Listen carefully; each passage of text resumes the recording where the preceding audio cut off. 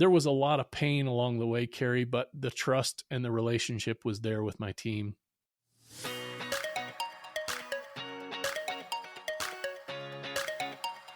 Welcome to the Insurance Refocused podcast, where we're highlighting real agent stories and how they are innovating to respond to the changes and challenges happening in the independent insurance industry. My name's Lindsay, and I can't wait to introduce you to my amazing co-host, who just so happens to be my mom, Carey Wallace. Mom, how you doing today? It is going fantastic. I got to tell you, this is a big weekend for your dad and I. We are celebrating our 29th wedding anniversary this weekend. Woohoo! Yeah, I know. Getting up there. We are getting up there. I hope no one's actually doing the math on what that means my age is, but yeah, we are definitely getting up there. How are you doing, my friend? I'm doing good. I am headed to Jacksonville this weekend. My boyfriend is running a 15K and was trying to convince me to do it with him. And I was like, absolutely not. Maybe with a little bit more colorful language in there when I actually said it. It's like, nope, I'll be on the beach. That is funny. Well, we're planning on doing renting some wave runners this weekend and getting out on the water a little bit. But I will tell you that Dad suggested that I do a couch to 5K with him, and I'm contemplating maybe I could manage a 5K, but we'll see. I think his idea of fun and my idea of fun are slightly different these days. Well, you can walk a 5K. You can't really walk a 15K. That's 9 miles. Like, that's not fun to walk. A 5K might be fun to walk. 15K, no. Well, I have got to tell you, I have been looking forward to the guest that we have on the podcast today. Him and I met in first class on Southwest, which is a pretty fun way to meet. But today we are talking to the one and only Ryan Reynolds of Grimes Insurance. Thank you so much, Ryan, for coming on and joining us. Hey, thanks, Carey and Lindsay, for having me. I'm excited about this. I have to tell you, Ryan, this is kind of funny story. Last night, Lindsay's actually in Hilton Head with me. And last night we were talking and my other daughter was kind of in the other room, not really paying attention to what we were doing. And I said, we're going to talk to Ryan Reynolds tomorrow. And she shot into the room. She's like, you are what? What is happening? How are you talking to Ryan Reynolds? So I didn't correct her. I just let her think I'm talking to the one and only Ryan Reynolds, because I am, right? That makes you so much cooler as a mom, knowing that you know Ryan Reynolds. I am. It makes me very, very, very cool. So anyway, I'm hoping she listens to the podcast and understands that, I should have corrected her, but I chose not to. So anyway. It's funny. Every time I order a pizza or takeout food or book a hotel and you call, you get immediate attention when you say it's for Ryan Reynolds, or reservations at a restaurant. And occasionally I'll go and pick up a pizza or check into a hotel, and the 20-year-old girls that are fascinated by Ryan Reynolds, they're like, "Oh, can I take a selfie with you so I can tell everybody I met Ryan Reynolds?" Oh, that is so funny. It cracks me up. That's hilarious. I love it. Well, I'm traveling with you. From now on, whenever we're traveling, I'm going to be like, you know what, Ryan, why don't you take care of the reservations just so we get I'm just joking, but yeah. Well, and we classed up. We sat in first class on Southwest Airlines, which is the bulkhead. I know, man. Like, I get it. Listen, these other people do not have much on us. We managed first class for sure. So That's right. First, before we jump into it, I definitely want to say thank you so much. You were actually our first review of the Insurance Refocused podcast on Apple Podcasts. So thank you so much for your review. It means a lot to us. Well, I appreciate that. You guys have done a great job. And I mentioned to your mom, I think I've listened to every episode except maybe one. Yeah. But I'll catch that one soon too. Loyal listener, loyal reviewer. We love it. So Ryan, tell us a little bit about your path and how you came to be an agency owner. Oh, good question. So for me, I've been in the insurance business since 2002. I was recruited out of college to State Farm Insurance. I worked in their claims department. I started while I was still a full-time college student. I worked full-time and went to school full-time.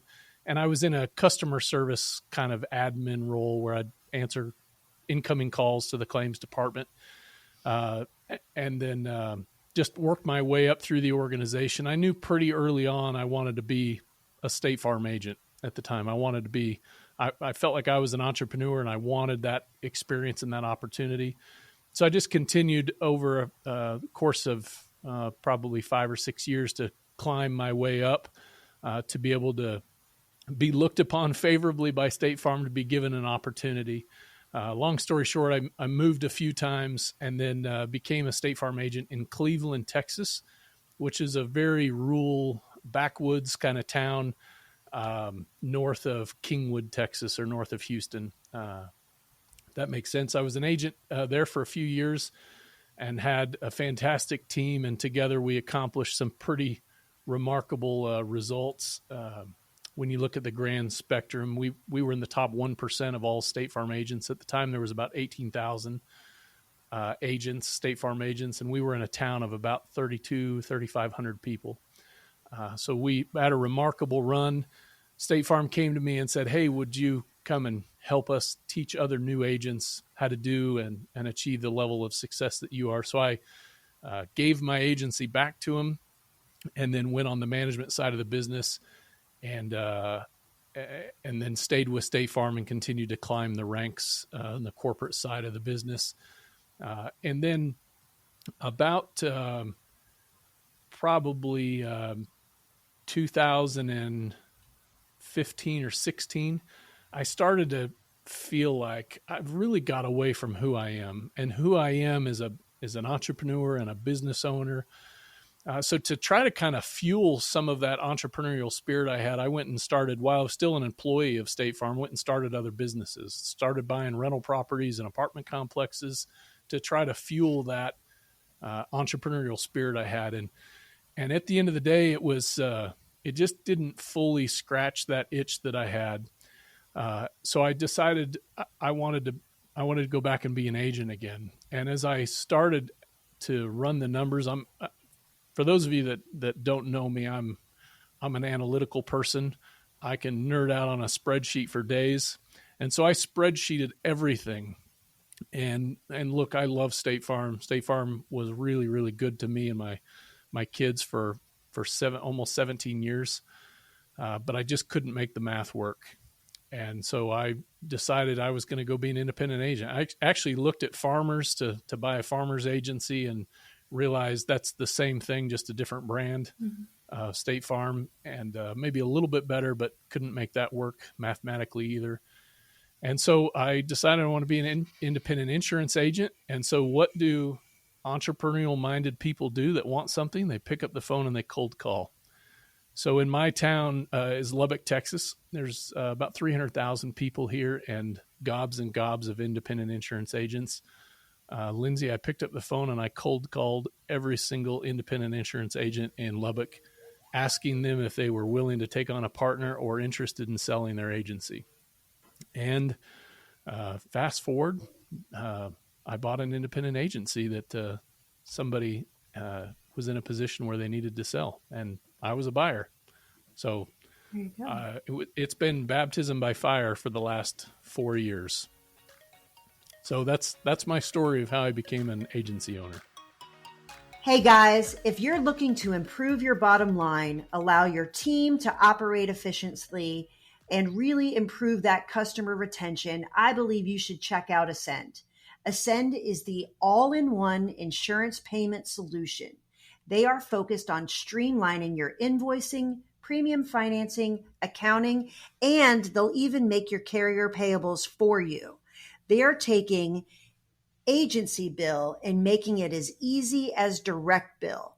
That is a game changer. They integrate with all of the major AMS players, and here's the best part. It's free. There is no subscription, no cost to you. They allow your customers to pay how they want. If you are interested in improving your efficiency, go visit ascend.com/Insurance Refocused and let them know that we sent you.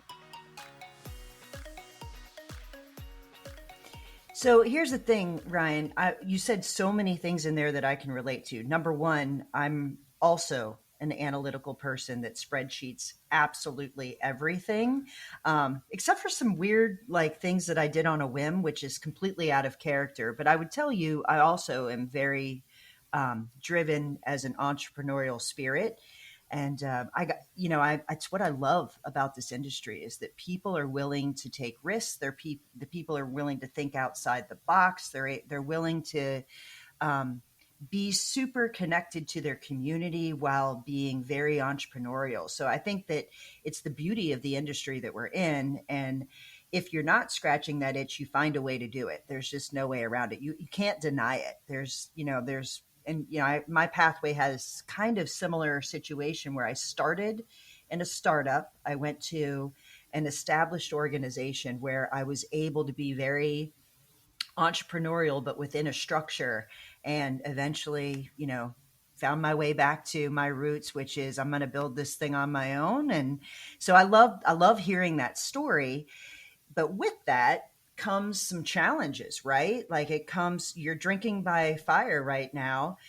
I would love to hear your journey to purchasing that agency. While M&A is mergers and acquisitions is very prevalent, there's no two ways around that. We're in an industry where the average agency owner is approaching retirement age. There's a lot of transition happening, but honestly, the average agent may not know exactly what that experience is to buy an agency or to sell an agency. So one of the reasons I wanted to create this podcast and have these conversations with agents and have Lindsay also ask is I want to share experiences that other agents may or may not have so they can learn from each other. So would you share what that looked like for you after the cold calling? Yeah. So Grimes Insurance Agency was, to be candid, it was one of my last phone calls because it had an incredible reputation in our community. Everyone knows it's at the time was a very large primarily personal lines agency.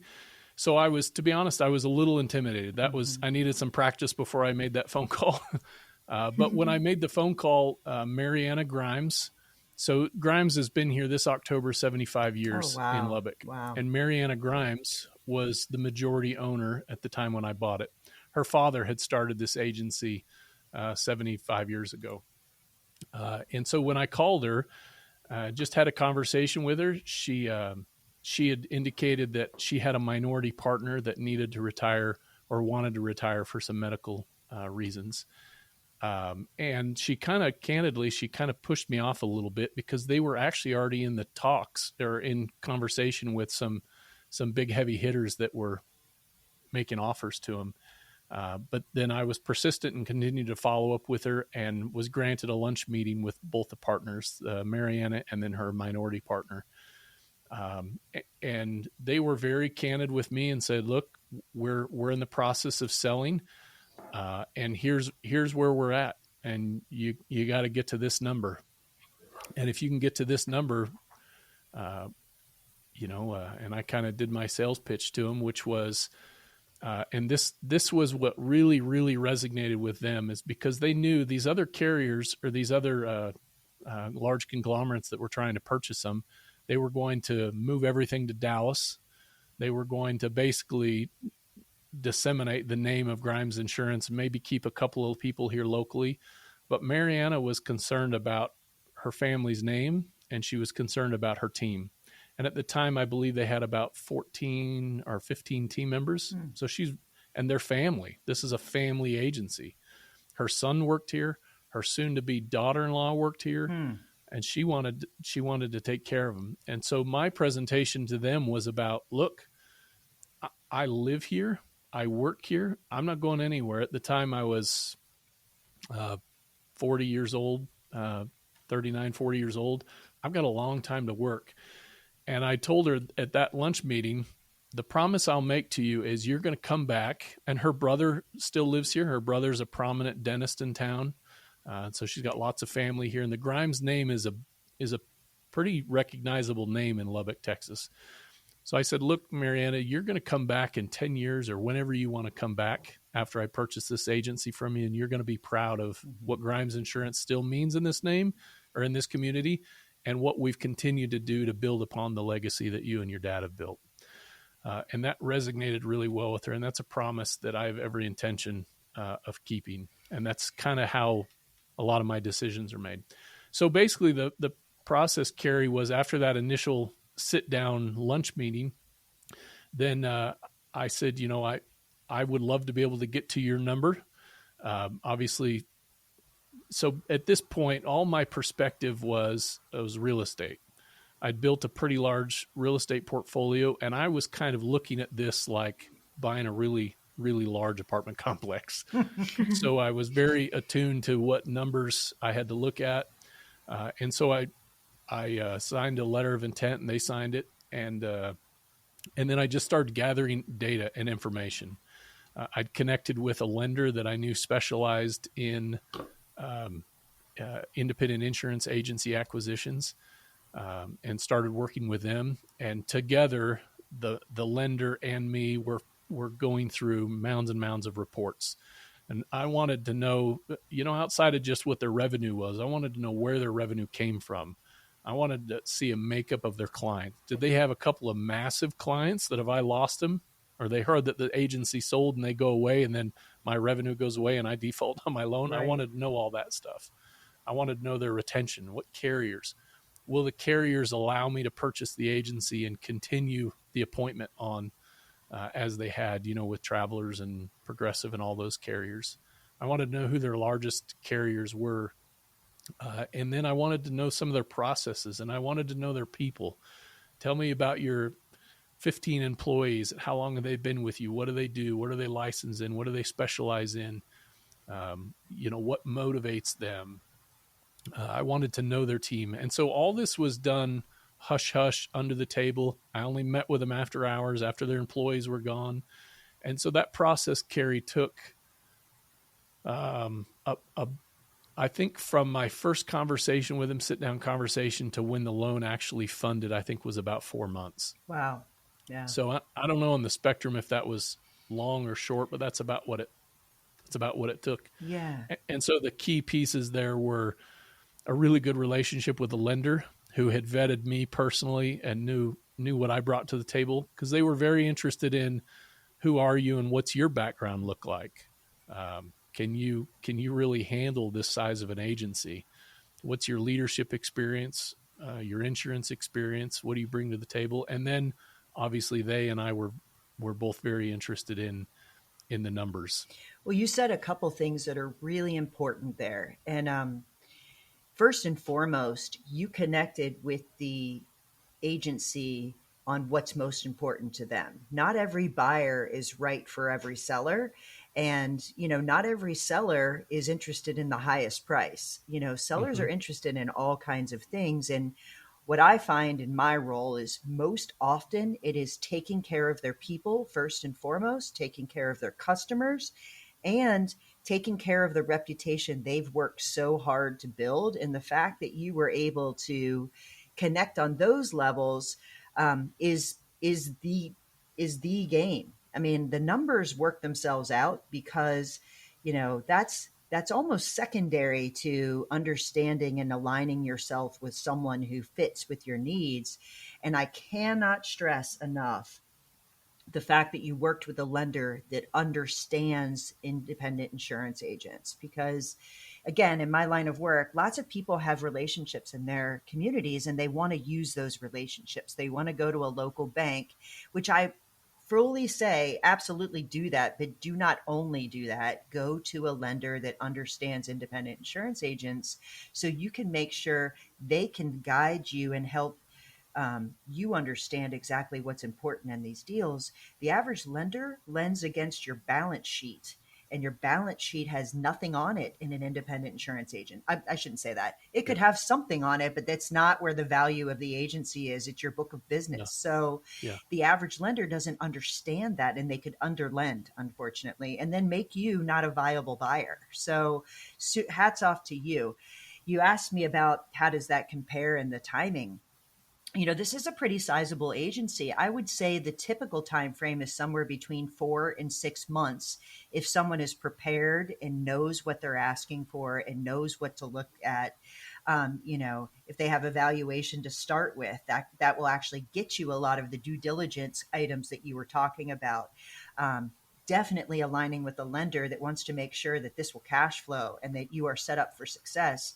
I have a couple banking friends that are very proud to say that during COVID, during the downturn of the economy, no loans for agencies defaulted because they did the right thing. I mean, they're very predictable organizations. So, hats off to you. But I think you sharing that helps people understand what that process is and what to expect if you're actually thinking about an acquisition. Yeah. Yeah.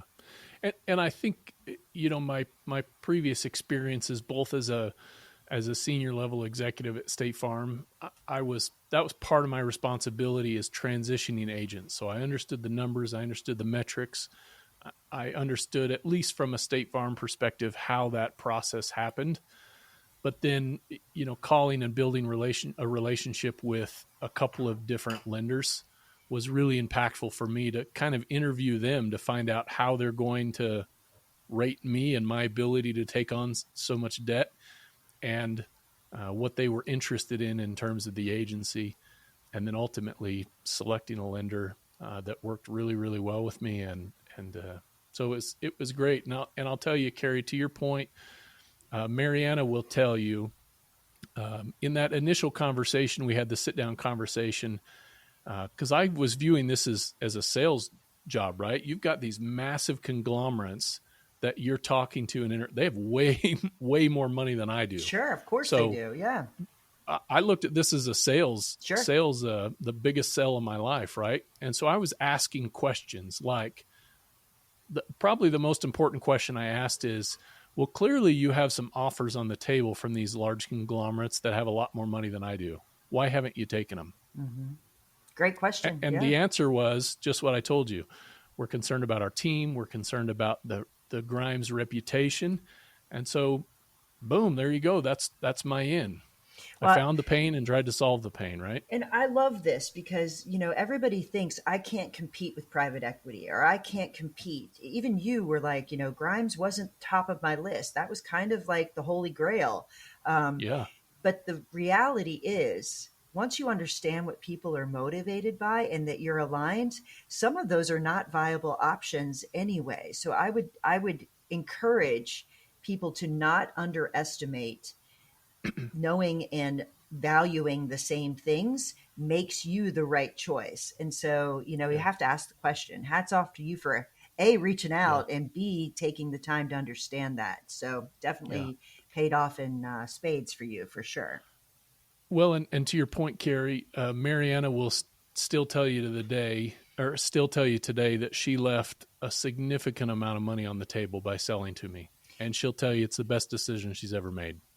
Because, just to your point, she valued her team and she valued her family's name and reputation, and I was able to come in and help her solve those dilemmas that she was struggling with. Do I sell and lose all these things and negatively impact my team potentially, or do I take less money and hold to value what I really value? And to her credit, she stuck true to who she is and what she valued.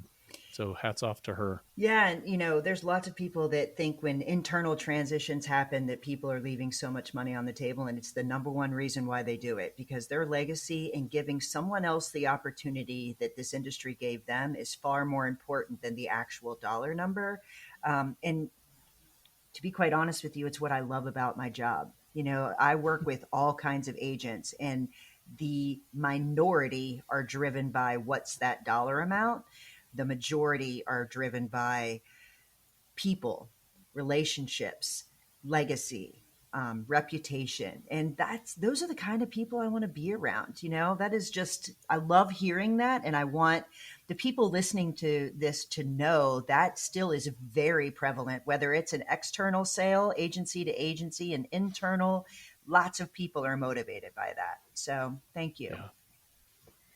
So you shared that one of your areas for strength has been modernizing the agency, and also that building that trust of when you come back, it's going to be good, if not better than what it is now. Mhm. How do you, like, what was your approach to the modernization that came with, I don't want to fundamentally change Grimes, but I want to help make it better and make it flourish? Yeah. So I think, Lindsay, the first thing that I did was I did absolutely nothing. For the first year, I made a commitment to myself, and let me tell you, it was hard. I made a commitment to myself for 1 year. I was not going to change anything. I wasn't going to let anybody go. Now, I was going to hire people if I needed to hire people, but I wasn't going to let anybody go. I wasn't going to change any processes. I wasn't going to change any systems. I mean, from my perspective, so when I bought the agency, it was 16 million in premium. How in the world do you build this gigantic of an agency? I felt like a student. Mm-hmm. I want to learn the ins and outs because clearly you've done some things right for 70 years or 71 years at that point. I just want to learn and observe. I don't have all the answers. I'm not an expert. I'm a very process and systems oriented person. So I just wanted to observe. And that's what I did for a year. I literally sat with every single employee. I learned exactly what they do, what buttons they poke, how they operate, who they were as people and individuals, and then what processes they followed. And I was making mental notes all along, but I was true to myself that I just needed to observe and learn because I didn't want to go. I didn't want to go. I took on a ton of debt, more debt than I'd ever taken on before. And the last thing I wanted to do is piss off a bunch of customers, and then I got all this debt and no way to pay it because I don't have any clients anymore. So I just wanted to learn and observe. And I think that's probably the best thing that I did, and just tried to learn from each and every one of them.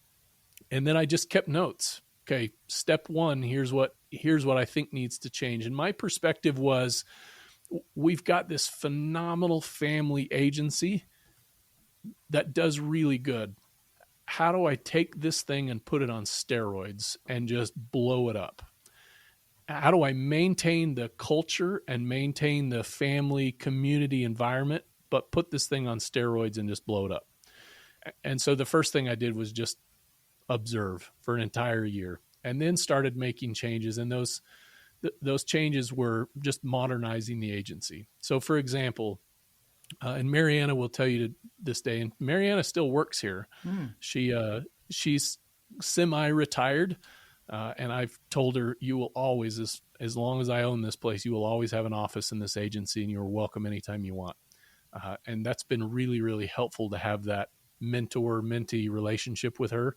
She doesn't have any ownership anymore. She doesn't manage anybody. She just kind of takes care of people that call in.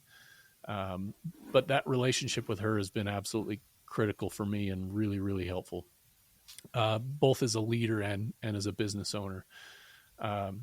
So what I'm about to say, I say in all respect, because they built phenomenal processes and we just needed to modernize them. Mm-hmm. So for example, when I bought the agency and somebody would call in, they had a folder. Somebody would do the intake form, it was a piece of paper printed out with a name, address, property address, so on and so forth. Sure, yeah. That would be put in a folder, and every person in the office had a different color folder, so they knew whose folder it was. The intake person would walk it over to the quoter, then the quoter would quote it, then they'd walk it back over to the producer, then the producer would look at it, pick up the phone, make the call, try to make a sale, then walk it over to customer service for customer service to issue it. Then somebody else would walk it over for billing. And so there was this antiquated, if I can, way of approaching the business. There was no marketing going on outside of the relationships that they had built in the community, and they got a lot of referrals. And so what I wanted to do is just modernize this. So what my vision is to build something that people want to come to. People meaning producers and customer service reps.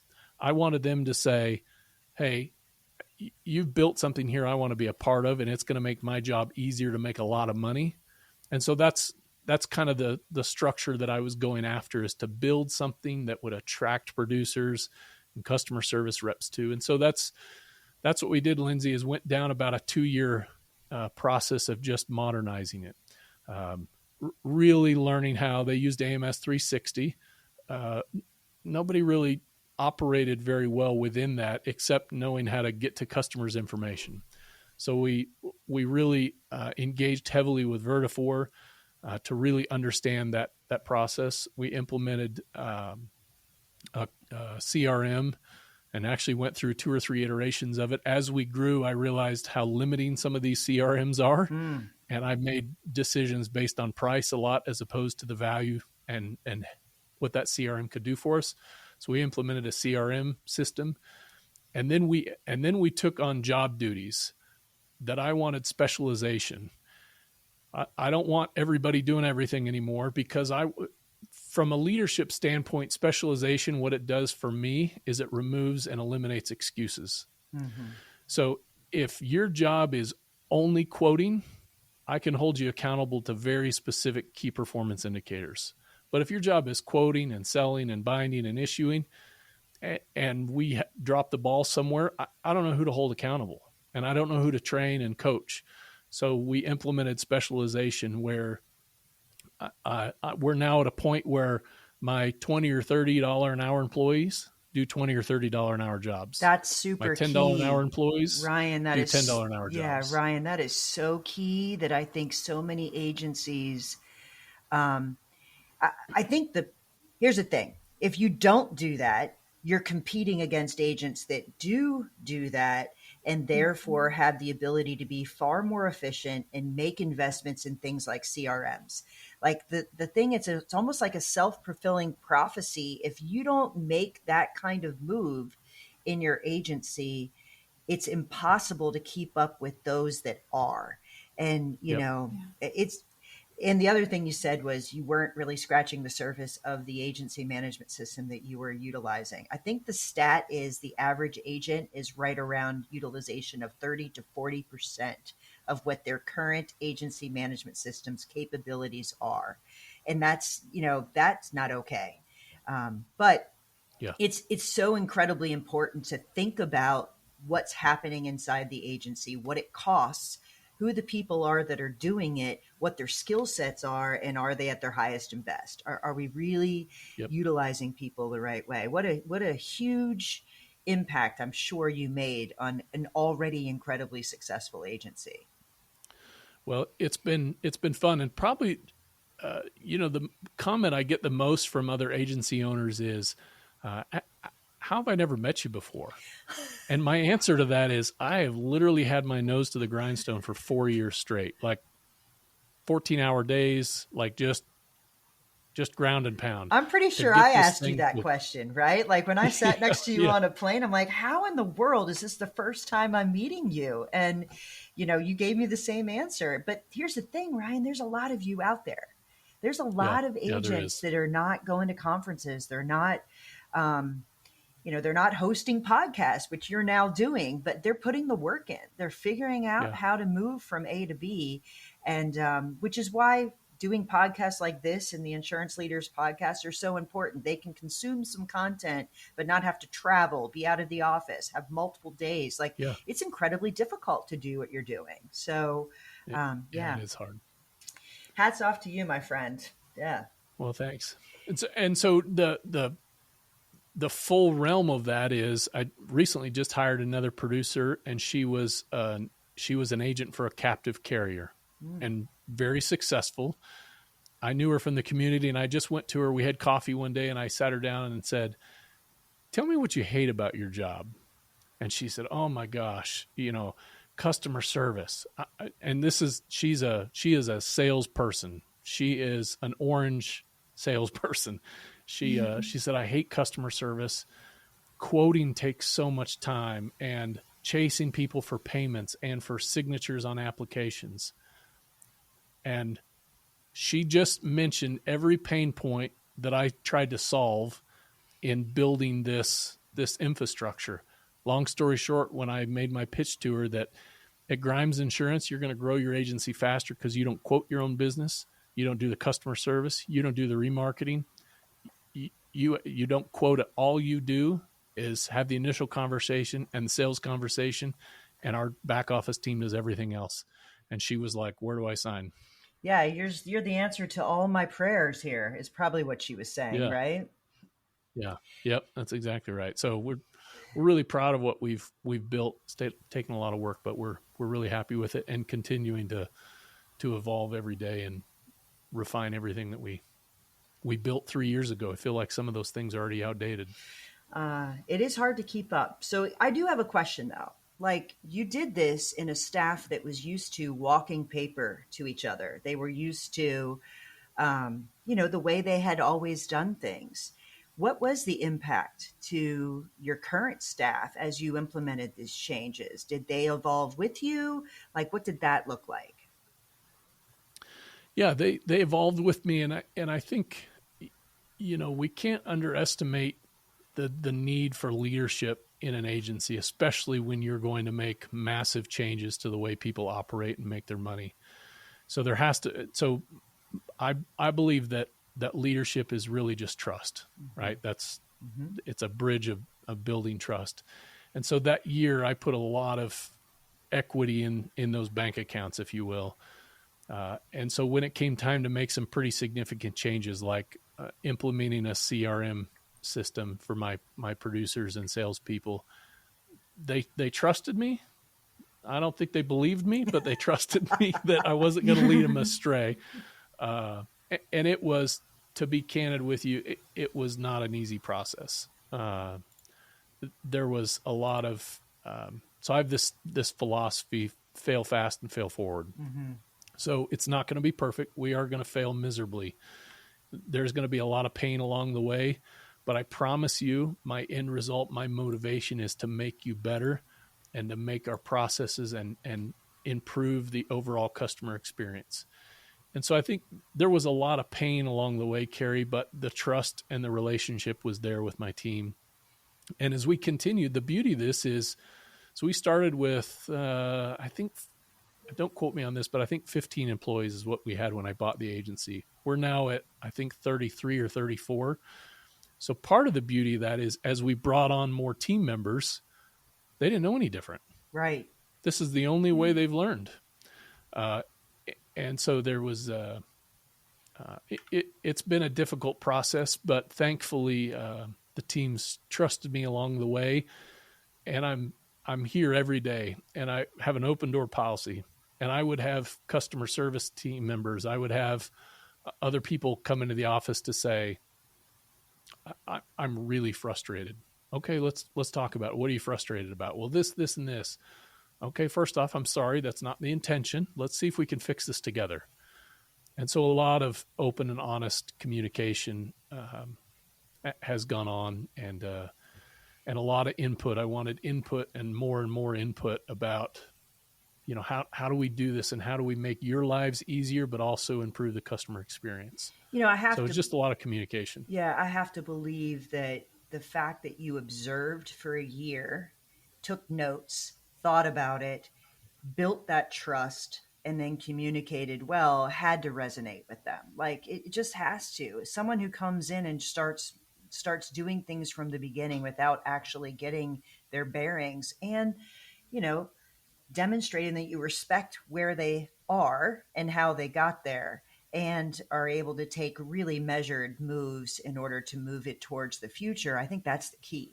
We had the pleasure of interviewing Matt Simon on the podcast earlier, and he talked a lot about building this reservoir of trust over time by doing the job, by being present, by asking their opinions. And, I think we can't stress that enough, how important it is to build that trust before you start. People lead and people follow people they know, like, and trust. And if they don't know you yet and they don't trust you yet, they're not going to follow you. Right? Yep. Yeah. That's true. And I think that's just really, really important and really critical. I think in today's time and today's society, everything is fast paced, go, go, go, go. and I almost want to push against that and say, okay, if that's working today, I'm going to go with what I know it works, which is slow and very methodical, because this, we've got to get this right. Yeah, no doubt. And so I think sometimes going slow allows you to go faster. And so by going slow, in 4 years' time, we've been able to double the agency almost in revenue and in premium, and employees, and double the impact in our community, and double the amount of nonprofits we're able to support, and double the amount of schools we're able to support, because we've gone slow. Mm-hmm. But by going slow for a short period of time, it's allowed us to go really fast, and we'll continue to. So, if you could look back and give yourself one piece of advice when you first started and you first bought Grimes Insurance, what would it be? I think it would be just to listen. So many times in my life, and I think so many things people want to do. They want to talk, and they want to be heard, and they want their input injected in the conversation. The wisest people in the room generally are the ones doing more listening than talking. So I would, the advice I'd give myself is to listen more, as opposed to trying to insert my opinion or influence into the conversation. Just listen more. Yeah, I love that. Thank you so much. If people are interested in finding you, where can they find you to ask questions or find more information about what you have talked about today? Yeah, so I'm on every social media platform. Facebook, Ryan Reynolds. You might have a hard time finding me there because you'll come across the more attractive, more attractive, older Ryan Reynolds. But Ryan Reynolds on Facebook, Ryan Reynolds 79 on Instagram. I'm on LinkedIn. They can email me rreynolds@grimesinsurance.com too. And we would be remiss to tell you, or to not actually mention, if you want to hear more of Ryan Reynolds and Daniel Sung, check them out at the Insurance Leadership Podcast as well. I am a loyal listener. I know Lindsay is a loyal listener. I just love that you are not I'm sure your nose is still to the grindstone, but I'm so glad that you're out there sharing your story and getting other stories like yours out there, because I think it's so incredible to expand and allow people to learn from your experience. So I really appreciate that you came on our podcast to share your story. And I can guarantee you, we have 1,000 more things we could have talked about. So I'm pretty confident this will not be the last time we chat. Well, I look forward to the next time, and congratulations, Lindsay and Carey, on all your success, and your podcast is fantastic. And thanks for allowing me the opportunity to be on and share some time with you guys. You got it. Thanks so much for tuning in to the Insurance Refocused podcast. If you enjoyed the episode, please be sure to hit subscribe and leave us a review so you'll never miss us. Want to learn more about how Agency Focus can help you grow your agency? Head to agency-focus.com or email Carey directly at carey@agency-focus.com. If you need to get in touch with me, feel free to shoot me an email at lindsay@agency-focus.com. Thanks so much for tuning in. We'll see you next week.